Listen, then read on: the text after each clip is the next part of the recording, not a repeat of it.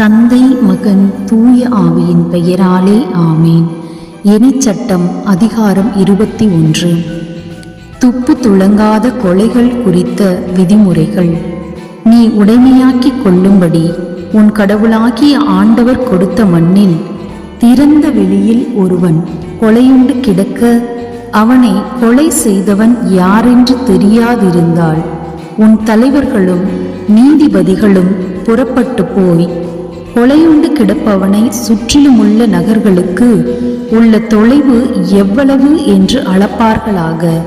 கொலையுண்டு கிடப்பவனுக்கு மிக அருகிலுள்ள நகர் தலைவர்கள் வேலையில் பழக்கப்படாததும் நுகத்தடியில் பிணைக்கப்படாததுமான ஓர் இளம் பசுவை மந்தையிலிருந்து பிரிப்பர். பின்னர் உழப்படாததும் விதைக்கப்படாததும் நீரோடுவதுமான பள்ளத்தாக்கிற்கு அந்த கிடாரியை அந்நகர் தலைவர்கள் கொண்டு போய் அந்த பள்ளத்தாக்கில் அதன் கழுத்தை முறிப்பர்.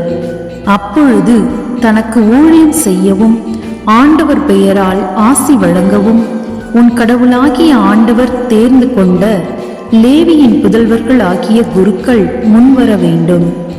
ஏனெனில் அவர்களது வாக்கின்படியே எல்லா வழக்குகளும் எல்லா தடியடிகளும் தீர்க்கப்பட வேண்டும். அப்போது கொலையுண்டவனுக்கு மிக அருகில் உள்ள நகர் தலைவர்கள் எல்லோரும் பள்ளத்தாக்கில் கழுத்து முறிக்கப்பட்ட கிடாரியின் மீது அவர்கள் கைகளை கழுவி உரத்து சொல்ல வேண்டியது, எங்கள் கைகள் அந்த இரத்தத்தை சிந்தியதும் இல்லை, எங்கள் கண்கள் அதை கண்டதும் இல்லை. ஆண்டவரே, நீர் மீட்ட உம் மக்களாகிய இஸ்ரவேலை மன்னித்தருளும். குற்றமற்றவனின் இரத்தத்தை சிந்தின பழியை உம் மக்கள் இஸ்ரவேல் மேல் சுமத்தாதேயும். இந்த இரத்த பழியிலிருந்து அவர்களை விடுவித்தருளும். இவ்வாறு குற்றமற்றவனின் இரத்தத்தை சிந்தின பழியை உன்னிடமிருந்து நீக்கிவிடுவாய். ஏனெனில் ஆண்டவரின் முன்னிலையில் நேரியதை செய்துள்ளாய். போர் பெண் கைதிகளை குறித்த விதிமுறைகள். உன் பகைவர்களுக்கு எதிராக போர் புரிகையில் உன் கடவுளாகிய ஆண்டவர் அவர்களை உன் கையில் ஒப்படைப்பார். நீ அவர்களை சிறைப்பிடிப்பாய். அப்போது சிறைப்பட்டவர்களில் அழகிய தோற்றமுடைய ஒரு பெண்ணை கண்டு அவள் மேல் காதல் கொண்டு அவளை உன் மனைவியாக்கிக் கொள்ள விரும்பினால் அவளை உன் வீட்டுக்குள் அழைத்து கொண்டு போ. அவள் தன் தலையை மழித்து நகங்களை வெட்டி கொள்வாள். அவள் சிறை கைதியின் ஆடையை கழற்றிவிட்டு உன் வீட்டில் தங்கி 1 மாத காலம் தன் தந்தையையும் தாயையும் நினைத்து துக்கம் கொண்டாடுவாள். அதன்பின் நீ அவளோடு கூடி அவள் கணவனாவாய். அவள் உனக்கு மனைவியாவாள். அவள் மேல் உனக்கு விருப்பமில்லாமற் போனால் அவள் விருப்பம் போல் அவளை போகவிடு. நீ அவளை கெடுத்து விட்டதால் பணத்துக்கு விற்கவோ அடிமை போல் நடத்தவோ வேண்டாம். தலைச்சனின் பங்கு குறித்த விதிமுறை. 2 மனைவியரை கொண்ட ஒருவன் ஒருத்தியின் மேல் விருப்பாகவும் மற்றவள் மேல் வெறுப்பாகவும் இருக்கும்போது இருவருமே அவனுக்கு பிள்ளைகளை பெற்றிருக்கையில் வெறுக்கப்பட்ட பெண்ணின் புதல்வன் தலைப்பேராக இருப்பானாயின் அவன் தனக்குண்டான சொத்தை தன் புதல்வர்களுக்கு பங்கிடும் நாளில் தலைச்சனுக்குரிய உரிமையை தலைச்சனாகிய வெறுக்கப்பட்ட பெண்ணின் புதல்வனுக்கன்றி விரும்பப்பட்ட பெண்ணின் புதல்வனுக்கு கொடுக்கக்கூடாது. வெறுக்கப்பட்ட பெண்ணின் புதல்வனையே தலைச்சனாக ஏற்றுக்கொண்டு தன்னிடம் உள்ள சொத்துக்களில் அவனுக்கு 2 பங்கு கொடுக்க வேண்டும். ஏனெனில் அவனே தன் தந்தையின் ஆற்றலது முதற்கனி. தலைச்சனுக்குரிய உரிமை அவனையே சாரும். கீழ்ப்படியாத மகனை குறித்த விதிமுறை.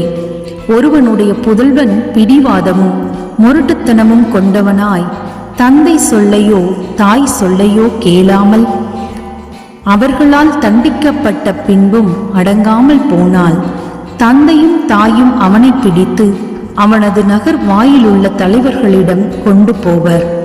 எங்கள் மகனாகிய இவன் பிடிவாதமும் முரட்டுத்தனமும் கொண்டவனாயிருக்கிறான், எங்கள் சொல் கேட்பதில்லை, பெரும் தீனிக்காரனும் குடிவேறியனுமாயிருக்கிறான் என்று நகர் தலைவர்களிடம் அவர்கள் சொல்ல வேண்டும். உடனே அந்நகரத்து மனிதர் எல்லோரும் அவனை கல்லால் எறிவர், அவனும் செத்தொழிவான். இவ்வாறு உன்னிடமிருந்து தீமையை அகற்று. அதை கேட்டு இஸ்ரவேலர் எல்லோரும் அஞ்சுவர். பிற சட்டங்கள். சாவுக்கு ஏதுவான பாவம் செய்த மனிதன் சாகடிக்கப்பட்ட பின் அவனது பிணத்தை ஒரு மரத்திலே தொங்கவிடு. ஆனால் அவன் பிணம் இரவில் மரத்தில் தொங்கக்கூடாது. அவனை நீ அன்றி அடக்கம் செய்ய வேண்டும். ஏனெனில் தொங்கவிடப்பட்டவன் கடவுளால் சபிக்கப்பட்டவன். நீயோ உன் கடவுளாகிய ஆண்டவர் உனக்கு உரிமை சொத்தாக கொடுக்கும் நாட்டை தீட்டுப்படுத்தாதே. இது ஆண்டவரின் அருள்வாக்கு. இறைவா, உமக்கு நன்றி. அன்புக்குரியவர்களே, இந்த தவக்காலத்தில் அதிகமாய் விவிலியத்தை வாசியுங்கள். ஆண்டவரை பற்றி தெரிந்து கொள்ளுங்கள். கடவுளாக இருந்தாலும் நமக்காக மனிதனாக பிறந்து அனைத்து துன்பங்களையும் ஏற்று ஏழ்மையில் வாழ்ந்து இப்போதும் நம் மத்தியில் வாழ்ந்து கொண்டிருக்கிறார்.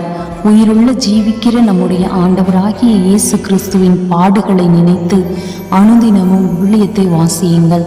ஆண்டவரின் பாடுகளை தவக்காலத்தில் மட்டுமல்லாமல் மற்ற எல்லா நாட்களிலும் நாம் அந்த சிலுவை பாடுகளை மறக்காமல் ஆண்டவரை நினைத்து நம்முடைய பாவங்களுக்காக அவர் பட்ட அந்த வேதனைகளை நினைத்து நாம் நம்மையே மாற்றிக்கொள்வோம். தெரிந்தோ தெரியாமலோ செய்கின்ற அனைத்து பாவங்களையும் ஆண்டவரிடத்தில் ஒப்பு கொடுத்து அதற்காக மன்னிப்பு கேட்டு கொஞ்சம் கொஞ்சமாக அந்த பாவங்களை விட்டு விலக முயற்சி எடுப்போம். விண்ணக பேரின்ப வீடு நமக்காக காத்திருக்கின்றது. இந்த உலகம் என்பது நிலையற்றது. நிலையற்ற இந்த உலகத்தில் நாம் எதை சேர்த்து வைத்தாலும் அதை கொண்டு போக முடியாது.